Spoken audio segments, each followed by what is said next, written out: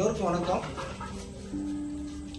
தூத்துக்குடி மாவட்டம் வல்லாடு அருகில் உள்ள மணக்கரை ஊரை சேர்ந்த மணி என்பவர் கடந்த 2023ஆம் ஆண்டு சாதிவெறி கும்பலால் வெட்டி படுகொலை செய்யப்படுகிறார்.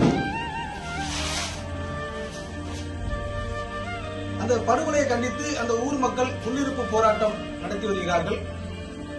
நான் அந்த உள்ளிருப்பு போராட்டத்தில் கலந்து கொள்வதற்காகவும் துஷ்டி கேட்பதற்காகவும் மணக்கரை ஊருக்கு சென்றேன். காலையிலே காவல்துறையினர் என்னை நீங்கள் மணக்கரை ஊருக்கு செல்லக்கூடாது என்று சொன்னார்கள். நான் எப்படி பாதிக்கப்பட்ட மக்களை பார்க்காம இருக்க முடியும், துஷ்டி கேட்க போகாமல் இருக்க முடியும் என்று போனேன். அங்க போனா அந்த ஊர் மக்களுடைய பிரச்சனை எப்படி சொல்றேனே தெரியல. இந்த 21ஆம் நூற்றாண்டில் அப்படி ஒரு சாதி கொடுமை, அப்படி ஒரு சாதிய அடக்குமுறை. அந்த மக்களை விட்டு புரிந்து வரதுக்கு மனசே இல்லை. இந்த மக்களுக்கு ஆறுதல் சொல்லிட்டு நாளைக்கு வாரம் சொல்லிட்டு வீட்டுக்கு திரும்பி வந்தேன். வார வழியில கேடிஷனல் செக் போஸ்ட்ல வச்சு காவல்துறையினர் வாகனத்தை வழிமறித்து பாளையங்கோட்டை காவல் நிலையத்துக்கு அழைத்து சென்றார்கள். காலையிலே உங்களை நான் மணக்கரை ஊருக்கு போகிறான்னு சொன்னா நீங்க மீறி போறேன்னு சொல்லி என் மீது, என் கூட சேர்ந்தவர் மீது, என் வாகனம் மீது வழக்கு பதிவு பண்ணி சிறையில் அடைத்தார்கள். அது என் மீது மட்டும் குண்டார் தடுப்பு சட்டம் போட்டார்கள். குண்டார் தடுப்பு சட்டத்தை உடைத்து விட்டு நேற்று தான் சிறையில் இருந்து வெளியில் வந்தேன். சமூக நீதி போராளி மாவீரன் பசுபதி பாண்டியன் அவர்கள் இறந்து 12 ஆண்டுகள் ஆகுது. அவருடைய நினைவு நாளான ஜனவரி 10ஆம் தேதி அவருடைய நினைவிடத்துக்கு சென்று அஞ்சலி செலுத்த போறவங்களால வாரவங்களால இதுவரைக்கும் எந்த ஒரு சிறு துருவி பிரச்சனை கூட ஆகல. ஆனா காவல்துறையினர் அவருடைய நினைவு நாளான ஜனவரி 10ஆம் தேதி வருவதற்கு 10-20 நாளுக்கு முன்பாகவே தென் மாவட்டத்தில் தெய்வதர் குல வேளாளர் இளைஞர்களை கைது செஞ்சு சிறையில் அடைக்கிறார்கள். எவ்வளவு ஒரு சாதிய ஒரு அடக்குமுறை.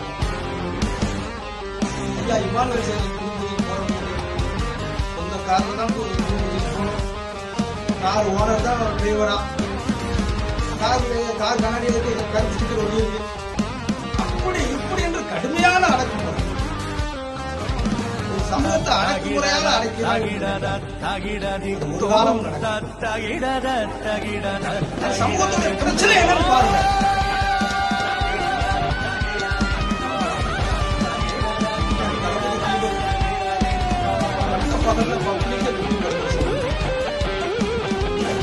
அவங்களோட கொலையில இன்னும் சில உண்மையான குற்றவாளிகளை காவல்துறை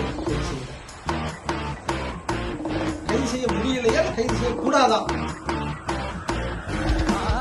எப்படி தீபக் தன்னுடைய திருநாளுக்கு விருது கொடுத்து அந்த ஹோட்டலுக்கு வாராட்டு இதை கூட காவல்துறை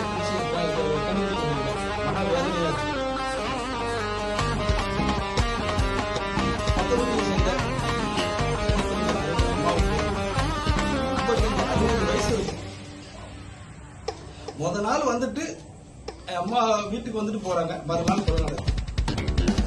இதுக்காண்டி அந்த அம்மாவை வழக்குல சேர்த்து குண்டாரத்துக்கு சட்டம் போடுறீங்க. கொஞ்சம் கூட மனச்சாட்சி இல்லாம எந்த தாயாட்டு தன் பெத்து பிள்ளைய போய் கொலை பண்ணிட்டு வாங்கன்னு சொல்லுவாங்க. எங்க தாய்மார்கள்லாம் இந்த பிரச்சனைக்கு போகாதப்பா, ஒதுங்கி போப்பா, அண்டவன் பார்த்துக்குவோம் அப்படின்னு எங்க தாய்மார்கள் சொல்லுவாங்க. ஆனா நீங்க அப்படி தாய்மார்கள் மேல வழக்கு பதிவு பண்ணி குண்டார் சட்டம் போடுறீங்க.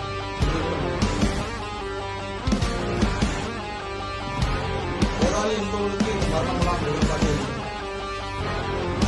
தீபக் அண்ணன் வயசு உள்ளவன், தீபக் வயசு உள்ளவன், தீபக் அப்பாவை பார்த்து பேரை சொல்லி கூப்பிடுவான். தீபக் போன்ற இளைஞர்கள் தட்டி கேட்டா வெட்டி படுகொலை செய்வீங்களா? பார்த்துக்கலாம் எப்படி வெட்டி படுகொலை செய்வாங்க.